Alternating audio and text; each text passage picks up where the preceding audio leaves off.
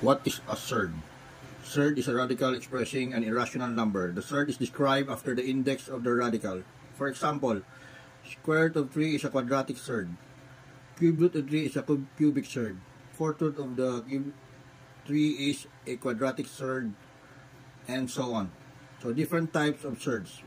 Pure surd, sometimes called an entire surd, contains no rational number and all its terms are surds. Example, square root of 3 plus square root of 2. Mixed surd is a surd that contains at least the rational number 5 square root of 3. It's a mixed surd because 5 is a rational number while square root of 3 is a surd. The binomial surd is an expression of two terms with at least one term for a surd. Example, 5 plus square root of 2. Lastly, the trinomial surd is an expression of three terms with at least two of them are surds and cannot be expressed by a single surd.